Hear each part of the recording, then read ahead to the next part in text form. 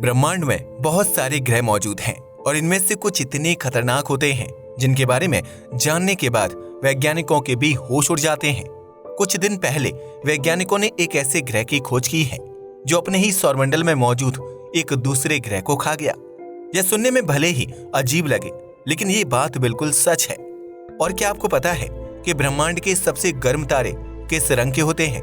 अगर आपका जवाब है लाल या नारंगी, तो आप पूरी तरीके से गलत हैं। आज के इस वीडियो में हम आपको कुछ ऐसे ही इंटरेस्टिंग साइंस न्यूज और फैक्ट्स के बारे में बताने वाले हैं, इसलिए इस वीडियो को अंत तक जरूर देखिएगा। हमारे ब्रह्मांड में बहुत ही विचित्र तरह के ग्रह मौजूद हैं और हाल ही में वैज्ञानिकों ने ऐसे ही एक ग्रह की खोज की है। वैज्ञानिक ग्रहों को स्टडी करते समय उन्हें अलग अलग कैटेगरी में बांट देते हैं। ऐसी ही एक कैटेगरी होती है अल्ट्रा हॉट जुपिटर्स की, जो ऐसे ग्रह होते हैं जिनका तापमान और साइज दोनों ही बहुत ज्यादा होता है। हमारे सौरमंडल में मौजूद बृहस्पति ग्रह भी पहले बहुत गर्म हुआ करता था, लेकिन जैसे जैसे समय बीतता गया वैसे वैसे इसका तापमान भी कम होता गया। आपको जानकर हैरानी होगी कि अगर बृहस्पति को थोड़ा और मैटर कलेक्ट करने के लिए मिला होता तो आज यह ग्रह नहीं बल्कि एक तारा होता। जिस तरह से हमारा सूर्य मुख्य रूप से हाइड्रोजन और हीलियम से बना हुआ है, कुछ वैसे ही बृहस्पति पर भी हाइड्रोजन बहुत भारी मात्रा में मौजूद है। जुपिटर के तारे न बन पाने की वजह से ही इसे फील्ड स्टार के नाम से भी जाना जाता है। हाल ही में वैज्ञानिकों ने वास्प 76b नाम के एक ग्रह की खोज की है जो अपने साइज और टेम्परेचर की वजह से सुर्खियों में है। ये ग्रह हमारी पृथ्वी से 634 प्रकाश वर्ष की दूरी पर पाइसीस नाम के एक तारा मंडल में मौजूद है। यह डिस्टेंस भले ही आपको सुनने में बहुत ज्यादा लगे, लेकिन ब्रह्मांड के लेवल पर यह बहुत ही छोटी डिस्टेंस है। आपको जानकर हैरानी होगी कि वैज्ञानिकों ने यह पता लगाया है कि इस ग्रह का तापमान 2400 डिग्री सेल्सियस के आसपास रहता है। एक कंपैरिजन के लिए आपको बता दूं कि हमारे सौरमंडल में मौजूद सबसे गर्म ग्रह शुक्र है और उसका तापमान 450 डिग्री सेल्सियस के आसपास रहता है। वहीं हमारे सौरमंडल के मुखिया यानी हमारे सूर्य की सतह का तापमान 5500 डिग्री से 6000 डिग्री सेल्सियस के बीच में रहता है। शुक्र ग्रह पर हाई तापमान मौजूद होने के साथ साथ बहुत सारी टॉक्सिक गैस भी मौजूद हैं, जिस वजह से वहां पर एसिड की बारिश होती है। लेकिन इस ढूंढे गए ग्रह में पानी या फिर एसिड की नहीं बल्कि मेटल्स की बारिश होती है। जी हाँ, आपने सही सुना। इस ग्रह का तापमान इतना ज्यादा है कि ठोस मेटल भी इवेपोरेट हो जाते हैं और बारिश के रूप में इसकी सतह पर गिरते हैं। वैज्ञानिक ये बताते हैं कि इस ग्रह के वायुमंडल में आयरन, मैग्नीशियम, कैल्शियम, क्रोमियम और वैनेडियम जैसे बहुत सारे मेटल्स मौजूद हैं। यही मेटल्स इस ग्रह की सतह पर बारिश बनकर गिरते हैं। जब वैज्ञानिकों ने उस सौरमंडल के तारे के बारे में रिसर्च की तो उन्हें पता चला कि यही मेटल उस तारे में और यहाँ तक कि हमारे सूर्य में भी मौजूद हैं।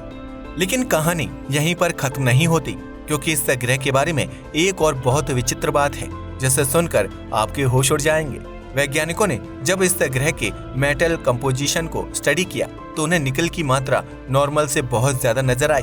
जब इस पर और भी ज्यादा रिसर्च की गई तो उन्हें पता चला कि यह प्लैनेट एक कैनिबल है, यानी एक ऐसा ग्रह जो दूसरे ग्रहों को खाता हो। अतीत में यह विशाल ग्रह हमारे सौरमंडल में मौजूद मरकरी ग्रह के साइज के एक प्लैनेट को अपने अंदर खींच चुका है। यही कारण है कि इसका साइज और इसमें मौजूद निकल की मात्रा इतनी ज्यादा है। ये ग्रह अपने तारे से बहुत नजदीक मौजूद है, जिस वजह से इसको उसका एक चक्कर लगाने में मात्र 48 घंटों का समय लगता है। अगर आप इस ग्रह पर जाते हैं तो आपके लिए एक साल पृथ्वी के मात्र 2 दिनों के बराबर होगा। वैज्ञानिकों की कैलकुलेशन के मुताबिक इसकी दूरी मरकरी और सूर्य के बीच की दूरी से 12 गुना कम है, जिस वजह से इसका तापमान इतना ज्यादा रहता है। इस ग्रह का डायमीटर बृहस्पति ग्रह से 2 गुना है, जो एक प्लैनेट के हिसाब से बहुत ज्यादा है।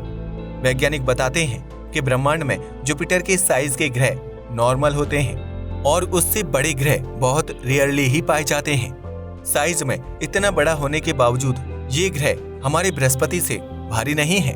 जुपिटर का द्रव्यमान इस ग्रह के द्रव्यमान से करीब 15% ज्यादा है। ऐसे ग्रहों को ढूंढने से वैज्ञानिकों को सोलर सिस्टम फॉर्मेशन के बारे में काफी सारी जानकारी मिलती है। कई बार तो वैज्ञानिक दूसरे सौरमंडल की बनावट को देखकर अपने सौरमंडल के अतीत के बारे में भी पता लगा लेते हैं और इसीलिए ऐसी डिस्कवरीज होना इम्पोर्टेंट है। A blue star in Orion belt. अगर मैं आपसे ये पूछूं कि ब्रह्मांड के सबसे गर्म तारे किस रंग के होते हैं, तो आपका क्या जवाब होगा? शायद आप में से कई लोगों का जवाब होगा लाल या फिर नारंगी या फिर पीला। लेकिन आपको जानकर हैरानी होगी कि ब्रह्मांड के सबसे गर्म तारे सबसे ठंडे कलर के दिखाई देते हैं। जैसा कि हम सब जानते हैं कि सफेद लाइट 7 रंगों से बनी होती है।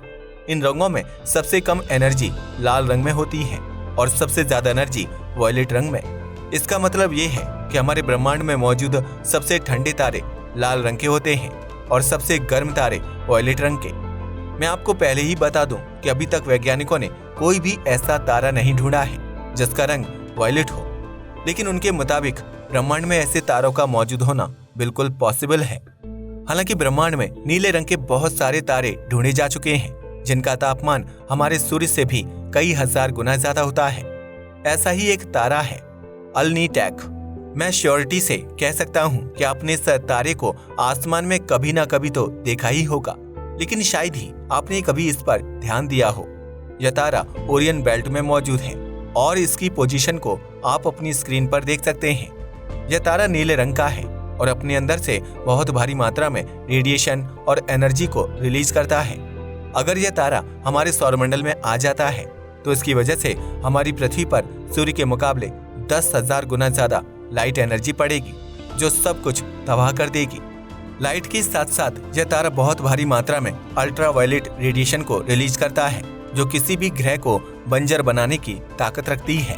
आपकी जानकारी के लिए बता दूं कि जो तारा जितना ज्यादा चमकीला होता है और जितनी ज्यादा एनर्जी का इस्तेमाल करता है, उसका अंत भी उतनी ही जल्दी होता है। हमारा सूर्य हर सेकंड करीब 4 मिलियन टन एनर्जी को अंतरिक्ष में रिलीज कर देता है। वहीं ओरियन कॉन्स्टेलेशन में मौजूद यह तारा हर सेकंड 200 मिलियन टन एनर्जी को रिलीज करता है, जो सूर्य से 50 गुना ज्यादा है। यह तारा हमारे सूर्य से 28 गुना ज्यादा भारी है, जिस वजह से इसमें हाइड्रोजन और हीलियम की भी मात्रा सूर्य के मुकाबले बहुत ज्यादा है। इतना ज्यादा मैटर होने की वजह से इस तारे के केंद्र पर बहुत ज्यादा प्रेशर पड़ता है और इस प्रेशर की वजह से न्यूक्लियर फ्यूजन रिएक्शन तेज होने लगता है। अब जैसा कि आप सब जानते ही होंगे कि न्यूक्लियर फ्यूजन रिएक्शन की वजह से ही ब्रह्मांड में मौजूद ऑलमोस्ट हर तारा जीवित रह पाता है। जैसे जैसे इस न्यूक्लियर फ्यूजन रिएक्शन की रफ्तार बढ़ती है, वैसे वैसे तारा अंतरिक्ष में ज्यादा से ज्यादा एनर्जी को रिलीज करने लगता है, जैसा कि इस तारे के केस में है। इतने भारी और नीले दिखने वाले तारों को वैज्ञानिक टाइप ओ तारों की कैटेगरी में रखते हैं और अंतरिक्ष में इनकी जैसे तारों का मिलना बहुत ही मुश्किल होता है। एक अंदाजे के लिए आपको बता दूं कि अंतरिक्ष में मौजूद हर 30 लाख तारों में से मात्र एक तारा ही ओ टाइप स्टार बन पाता है। लेकिन इससे भी ज्यादा चौंकाने वाली बात यह है कि अकेले ओरियन कॉन्स्टेलेशन में ही ऐसे और भी कुछ तारे मौजूद हैं। यह तारा हमारे सूर्य से 20 गुना ज्यादा चौड़ा है और इसका मास भी सूर्य के मुकाबले बहुत ज्यादा है। इन्हीं कारणों की वजह से ये तारा बहुत जल्द ही खत्म भी हो जाएगा। आपको जानकर हैरानी होगी कि जब हमारी पृथ्वी पर पहली बार घास उगनी शुरू हुई थी, तब यह तारा अंतरिक्ष में मौजूद भी नहीं था। ये बात है करीब 5.5 करोड़ साल पहले की, जब पृथ्वी पर इंसान भी नहीं रहा करते थे। वैज्ञानिक बताते हैं कि मात्र अगले 10 लाख सालों में यह तारा अपने अंदर मौजूद फ्यूल को ऑलमोस्ट खत्म कर चुका होगा, जिस वजह से यह अपने आप को फैलाने लगेगा। धीरे धीरे ये भी बीटलजूस तारे की तरह एक रेड जाइंट तारे में कन्वर्ट हो जाएगा। ये बहुत ही विशाल आकार के तारे होते हैं और हमारा सूर्य भी करीब 5 अरब साल बाद कुछ ऐसा ही हो जाएगा। ये तारा हमारी पृथ्वी से 800 प्रकाश वर्ष की दूरी पर मौजूद है। हमारी पृथ्वी के आसपास ज्यादातर पीले और नारंगी रंग के तारे मौजूद हैं, इसलिए ये तारा हमारे लिए बहुत यूनिक है। Saturn rings composition. शनि ग्रह हमारे सौरमंडल का छठा ग्रह है। इसे हमारे सौरमंडल का मून किंग भी कहा जाता है, क्योंकि इसके पास सभी ग्रहों के मुकाबले सबसे ज्यादा चांद हैं। सिर्फ इतना ही नहीं, यह ग्रह हमारे सौरमंडल का दूसरा सबसे बड़ा ग्रह भी है। इतनी सारी स्पेशल चीजें होने के अलावा इस ग्रह के पास एक और बहुत यूनिक चीज है, और वो है इसका बड़ा रिंग सिस्टम। इसी रिंग सिस्टम की वजह से इसे हमारे सौरमंडल का सबसे खूबसूरत ग्रह भी माना जाता है।